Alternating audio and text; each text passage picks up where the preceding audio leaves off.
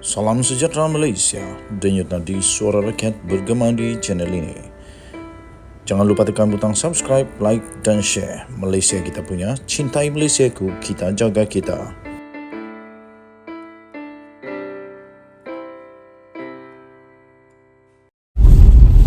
Salam sejahtera Malaysia, denyut nadi suara rakyat bergema di channel ini.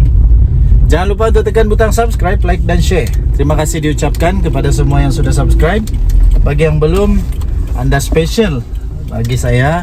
Dan bantulah saya untuk majukan lagi channel ini menjadi channel yang lebih bagus lah. Okey, terbaru. Baru-baru ini kita tahu Noh Omar telah balun tibai habis UMNO. Saya fikir Noh Omar tidak patutlah kata macam begitu. Sebab itu pastinya akan menggores hati UMNO. Dan kalau bukan UMNO, Noh Omar tak akan ada sekarang ini. Tak akan berkuasa macam sekarang ini.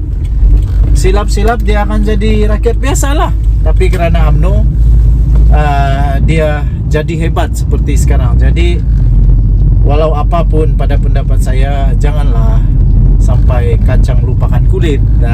Apapun kena ingat-ingat juga, kalau bukan UMNO, tak adalah Noh Omar. Noh Omar kata UMNO itu kaki bodek. Siapa pemimpin yang masih tinggal dalam UMNO? Noh Omar kata kaki bodek. Wah, ternyata itu betul-betul mengguris perasaan beberapa orang pemimpin dalam UMNO. Dan akhirnya ada seorang pemimpin UMNO yang tampil membalas pantun.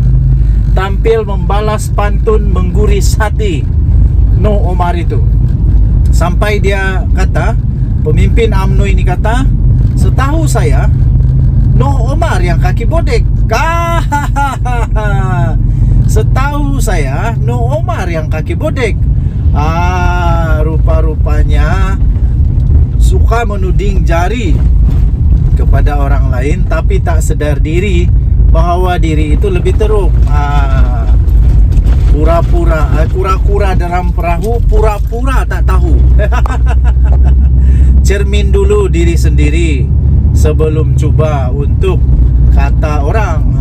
Rupa-rupanya menurut pemimpin UMNO ini, dia kata, setahu saya yang kaki bodek itu adalah Noh Omar. Aduh, apalah Noh Omar ni. Membalas kritikan daripada Noh Omar, ahli Majlis Kerja Tertinggi UMNO, ahli MKT UMNO, iaitu Isham Jalil, mendakwa bekas ketua Perhubungan Negeri Selangor untuk UMNO itu sebenarnya adalah kaki bodek untuk mendapatkan jawatan. Kedapatan. Jadi adakah dengan kata-kata itu dia juga nak bertanding dalam PRN nanti sebab nak bodek jawatan? Adakah itu maksud Isham Jalil juga? Tak tahulah, tak pasti. Jelas Isham Jalil, Noh Omar pernah untuk membodek bekas Perdana Menteri Najib Razak semata-mata untuk menjadi Menteri Kabinet. Malu. Nak dedahkan orang, rupa-rupanya sendiri terdedah. Habislah, sendiri terlondeh ni. Bahkan kata Isham Jalil, dia yang pada ketika itu bekerja dengan Najib turut dibodek Noh Omar semata-mata untuk mendapatkan jawatan. Malunya, aduh, macam mana, nak simpan mana lah muka ni. Malu juga, kata orang sendiri lebih. Semalam Noh Omar, seperti yang kita tahu, dia berkata orang UMNO ini kaki bodek. Setahu saya yang kaki bodek adalah Noh Omar. Sekali lagi Isham Jalil kata begitu. Sekarang rahsia memalukan Noh Omar sendiri dibongkar sendiri oleh bekas rakan sepasukan dia. Kata Isham Jalil, dulu seingat saya semasa dia, iaitu Noh Omar ingin menjadi menteri, dia bodek PM Najib. Dan sampai saya pun dia bodek, iaitu Noh Omar bodek, kata Isham Jalil. Masa itu saya bekerja di pejabat Perdana Menteri PMO.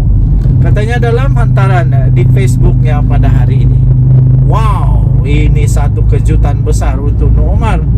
Itu itulah sudah saya cakap, jangan coba membuka bekung di dada sendiri, nanti sendiri yang kena. Ingat, kalau nak hentam berwaspada, nanti kena hidung sendiri lagi susah. Sudahlah susah, bikin malu lagi.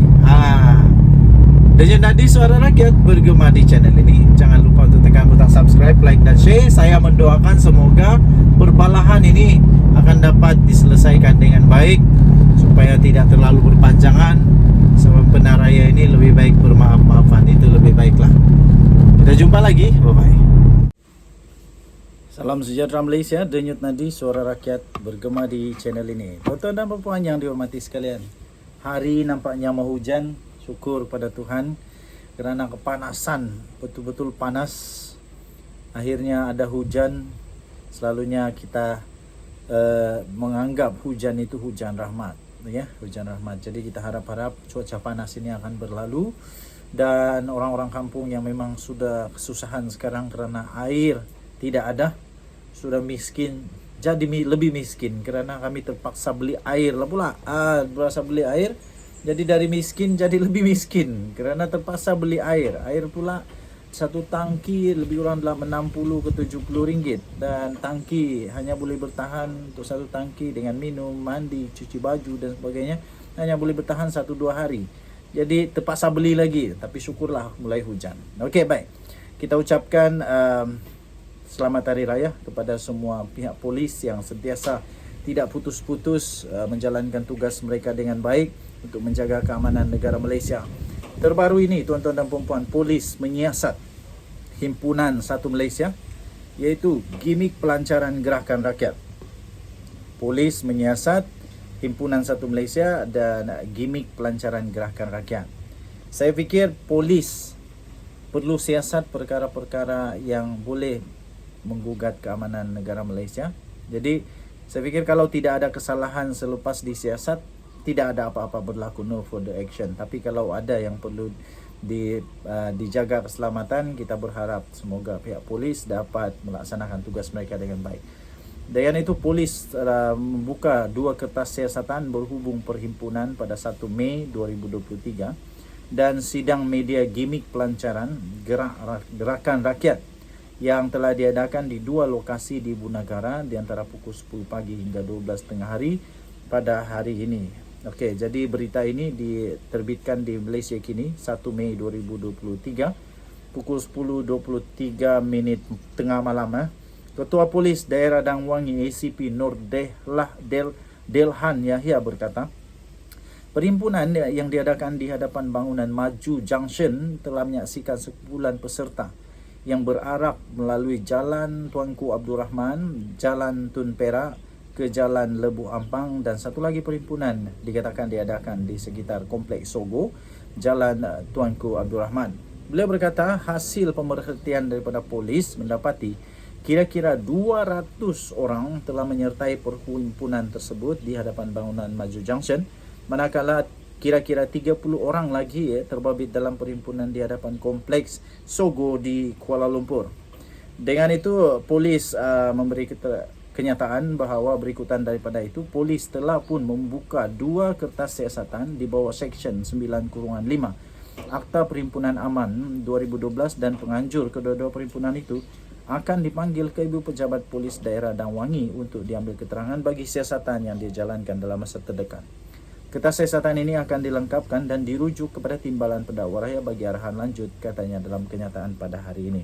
Nur Delhan turut menasihatkan orang ramai supaya tidak mengambil bahagian dan tidak terbabit dengan sebarang perhimpunan yang tidak mematuhi peraturan undang-undang bagi mengelak dikenakan tindakan. Kita jaga keselamatan bersama-sama, jaga diri, jaga keluarga. Tidak perlu untuk ikut perhimpunan yang tidak ikut undang-undang, tidak perlu untuk ikut demo yang tak ikut undang-undang. Tapi kalau ikut undang-undang saya fikir okey juga. Tapi kalau tidak ikut undang-undang, elakkan daripada mencari masalah, mencari pasal kepada diri sendiri. Itu akan membuat kita sendiri dalam masalah. Kalau kamu boleh dengar guru sudah berbunyi, saya berdoa semoga hujan akan kuat sebentar lagi supaya tangki air boleh penuh dan kolam-kolam tadahan air yang diperlukan oleh orang kampung mulai penuh semula. Dan kita juga berharap semoga tanaman-tanaman yang ditanam tidak akan mati kerana cuaca yang panas ini, ya. Sebab di kampung ada tanam padi dan sebagainya, sangat memerlukan air. Jadi kita ucap syukur kepada Tuhan dan tahniah kepada polis di Raja Malaysia yang telah pun menjalankan tugas mereka dengan baik. Denyut nadi suara rakyat bergema di channel ini. Bye-bye.